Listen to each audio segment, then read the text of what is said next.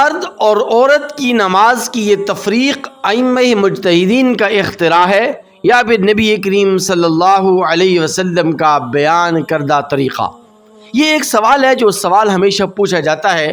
اور شاید صدیاں بیت گئیں اس سوال کا جواب تلاشتے تلاشتے، لیکن آج تک امت محمدیہ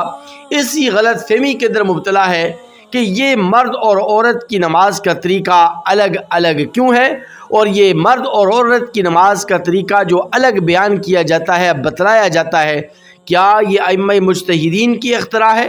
ائمہ مجتہدین نے اپنی طرف سے یہ طریقہ نکالا ہے؟ امام اعظم ابو حنیفہ رحمۃ اللہ علیہ، امام شافعی رحمۃ اللہ علیہ، امام احمد بن حنبل، امام مالک رحمہ اللہ رحمۃ واسعہ، انہوں نے اپنی طرف سے مرد اور عورت کی نماز کی تفریق اور تقسیم کی ہے۔ تو آئیے ذرا اس سوال کا جواب تلاشتے ہیں، اور اس سوال کا جواب تلاشنے سے پہلے میں آپ کے سامنے 3 روایات پیش کروں گا۔ ان 3 روایات کی روشنی میں جواب آپ کو خود مل جائے گا، آپ خود فیصلہ کر لیں گے کہ کیا یہ تقسیم، مرد اور عورت کی نماز کی یہ تفریق اور مرد کی نماز کا طریقہ الگ، عورت کی نماز کا طریقہ الگ، یہ نبی کریم صلی اللہ علیہ وسلم نے بیان فرمایا یا پھر ائمہ مجتہدین نے فقاہت کی روشنی میں اور اپنی فہم و بصیرت کی روشنی میں یا اپنے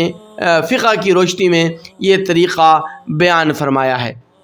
دیکھیے، پہلی روایت تو مراسل ابی داود صفحہ 8 کے اوپر یہ روایت موجود ہے۔ حضرت یزید بن ابی حبیب رضی اللہ تعالی عنہ مرسلن روایت کرتے ہیں کہ نبی کریم صلی اللہ علیہ وسلم کا گزر 2 عورتوں پر سے ہوا۔ 2 عورتیں نماز پڑھ رہی تھیں، آقا علیہ الصلوۃ والسلام ان کے قریب سے گزرے تو آقا علیہ الصلوۃ والسلام نے جب انہیں نماز پڑھتے ہوئے دیکھا تو ارشاد فرمایا، اذا سجدتما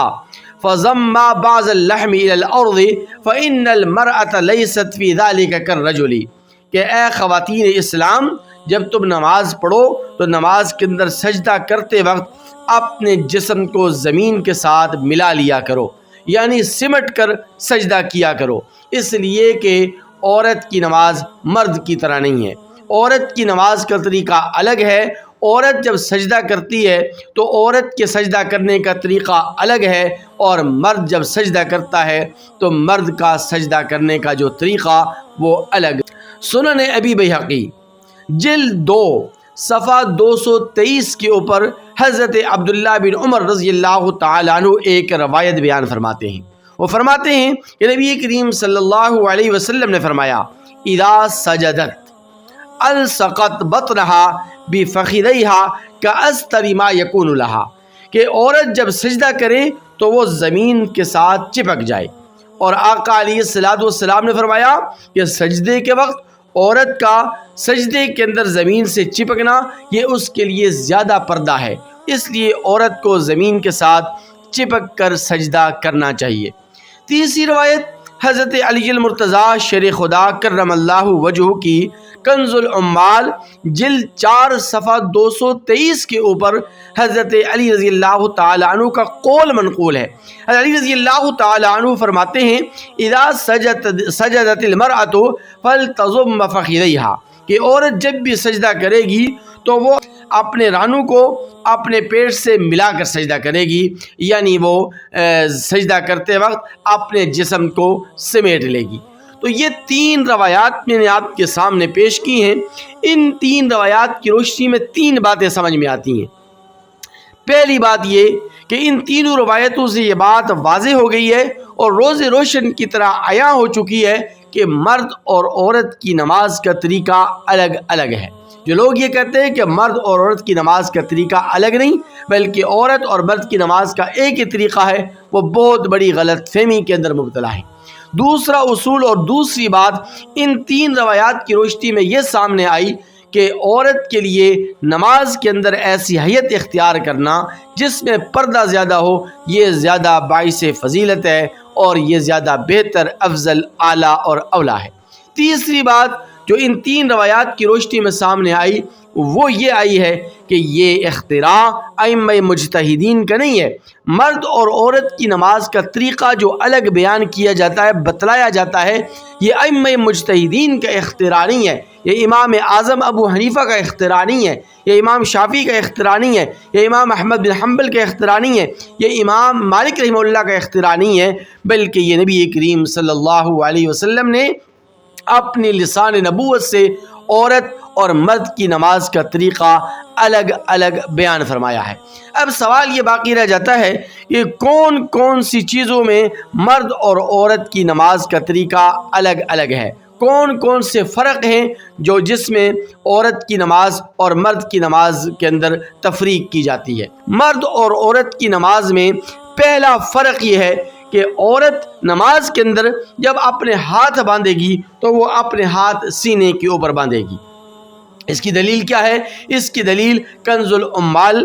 جلد 7 صفحہ 549 پر روایت موجود ہے کہ عورت جب نماز پڑھے تو وہ اپنے ہاتھوں کو سینے پر باندھے، جبکہ مرد جب نماز پڑھے گا حالت قیام میں کھڑا ہوگا تو حالت قیام میں وہ اپنے ہاتھ ناف کے نیچے باندھے گا۔ دوسرا فرق، حضرت وائل بن حجر رضی اللہ تعالیٰ عنہ فرماتے ہیں کہ نبی کریم صلی اللہ علیہ وسلم نے فرمایا کہ مرد جب تکبیر کہے، اللہ اکبر کہے، تکبیر تحریمہ کہے، تو اس وقت اپنے ہاتھ کانوں تک اٹھائے، یعنی کانوں کی لو تک اٹھائے، اور عورت تکبیر تحریمہ کے وقت جب ہاتھ اٹھائے گی تو اپنے ہاتھ سینے تک اٹھائے گی۔ یہ دوسرا فرق جو وائل بن حجر رضی اللہ تعالیٰ عنہ جو مشہور اور معروف صحابی رسول ہیں، جلیل القدر صحابی رسول ہیں، وہ یہ فرق بیان فرمائے۔ تیسرا فرق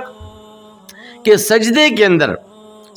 اندر عورت اپنے پیٹ کو رانوں سے ملا کر سجدہ کرے گی، اور اسی طرح مرد جب سجدہ کرے گا تو وہ اپنے پیٹ کو رانوں سے الگ رکھے گا۔ اس کی دلیل ترمذی شریف جلد 1 صفحہ 478 پر موجود ہے، اور واضح روایت موجود ہے، واضح الفاظ موجود ہیں کہ عورت حالت سجدہ میں اپنے پیٹ کو رانوں کے ساتھ ملائے، اور مرد جب سجدہ کرے تو وہ اپنے پیٹ کو رانوں سے الگ اور علیحدہ رکھے۔ چوتھا فرق، تشہد کے اندر جب مرد بیٹھتا ہے تو مرد اپنا دایاں پاؤں کھڑا کرے گا،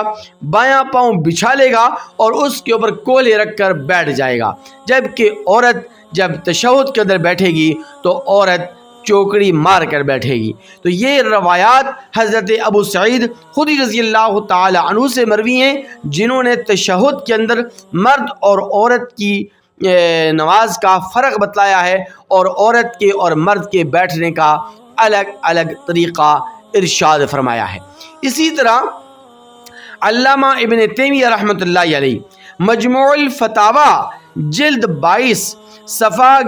113 کے اوپر کہ عورت نماز کے اندر ایسی حیت اختیار کرے جس میں پردہ زیادہ ہو، اس لیے کہ عورت اگر کھلے بدن کے ساتھ رکوع سجود کرے گی اور کھلے بدن کے ساتھ اگر وہ نماز کے اندر حیت اختیار کرے گی تو اس سے وہ فتنے کا سبب بن سکتی ہے۔ اسی طرح ایک اور فرق بھی ملاحظہ فرمائیں، اور وہ فرق یہ ہے کہ عورت جب اپنے ہاتھ سینے کے اوپر باندھے گی تو اپنے ہاتھ دوسری ہاتھ کی کلائی کے اوپر یوں رکھ دے گی، جبکہ مرد جب ناف کے نیچے اپنے ہاتھ باندھے گا تو وہ حلقہ بنا کر، یعنی چھوٹی انگلی اور انگوٹھا اس کا حلقہ بنا لے گا، 3 انگلیاں جو ہے نا بائیں ہاتھ کی کلائی کے اوپر رکھ کر یوں حلقہ بنا کر وہ ثنا اور اسی طرح سورہ فاتحہ اور سورت وغیرہ پڑھے گا۔ ایک اور فرق بھی ہے، اور وہ فرق مرد اور عورت کی نماز کے اندر یہ ہے کہ التسبیح للرجال والتصفیق للنساء، کہ مرد سبحان اللہ بآواز بلند کہیں گے، جس سے امام متنبہ ہو جائے گا کہ نماز میں مجھ سے کوئی مسٹیک، کوئی غلطی وغیرہ ہوئی ہے، اور عورتیں اپنے ہاتھ پر دوسرا ہاتھ ماریں گی، جس سے